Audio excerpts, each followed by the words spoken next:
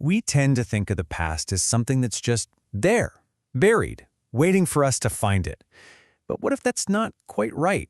What if the past isn't something we find at all, but something we actively make?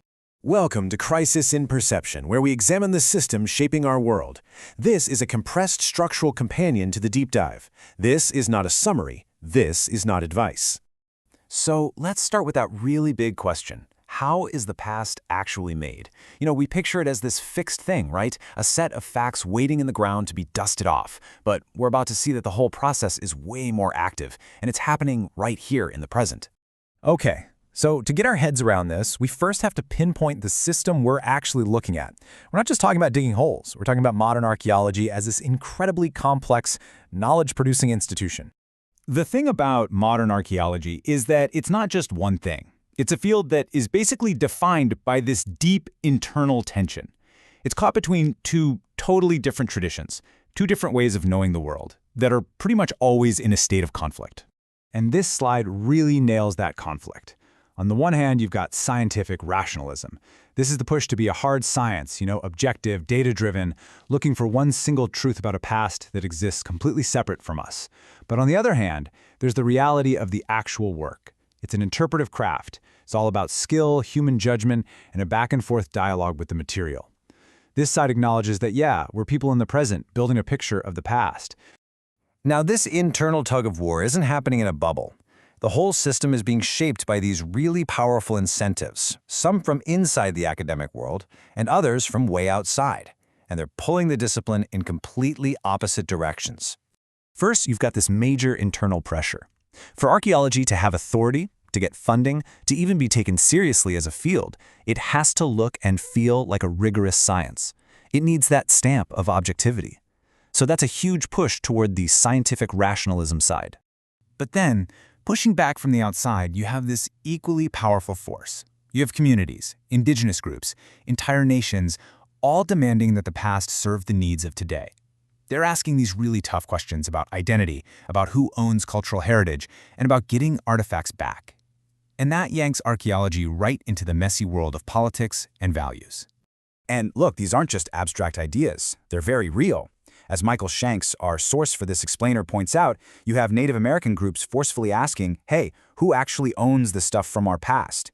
This makes it impossible for archaeology to pretend it's just a neutral science. It has to face the fact that it's in charge of these incredibly powerful cultural symbols. So what happens when a system gets pulled in two different directions by incentives this strong? Well, you start to see these predictable patterns emerge, these structural outcomes. The system finds a way to handle the contradictions, and the way it does that changes how the past gets made. And here's the bottom line. To keep its scientific authority, the field projects this image of pure objectivity. But what that does is it conveniently hides all the messy human stuff, the interpretive labor, the judgment calls, the actual craft involved.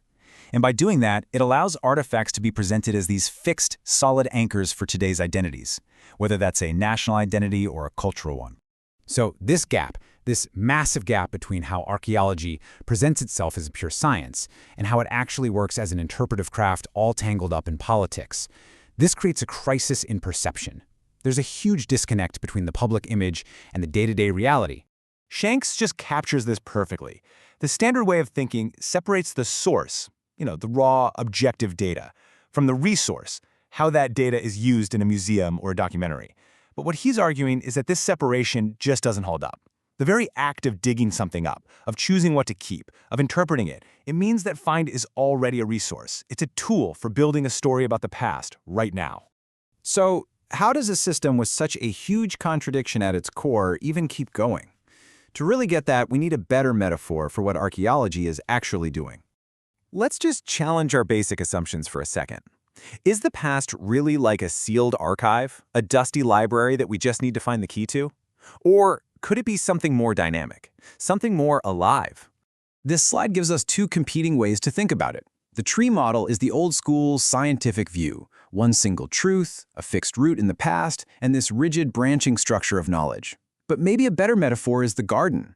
In this view, the past is like a living landscape. It's a whole collection of diverse stories that have to be tended to, cultivated, and reshaped right here in the present. It's all interconnected, not a rigid hierarchy. And that leads us to this really powerful idea from Shanks. He takes the word culture back to its origins in cultivation. See, the work isn't about mining for facts, it's horticulture. Archaeologists are basically gardeners, tending to the stuff of the past to help create meaning and growth in the present. This image of a conservatory is just a perfect way to picture this. It's a constructed space, right? It's carefully curated and tended. It's not some untouched wild forest. It's a mix of the natural world and human intention, of raw materials and the gardener's craft. This is the cultivated past, a space where we are actively shaping our relationship with everything that came before. Okay, so for the last step, let's zoom all the way out.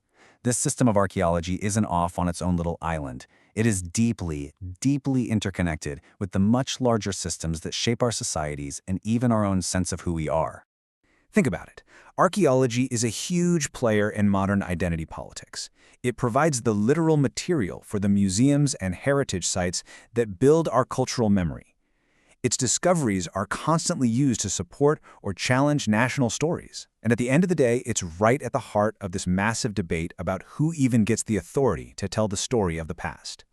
And that leaves us with one last, absolutely crucial question.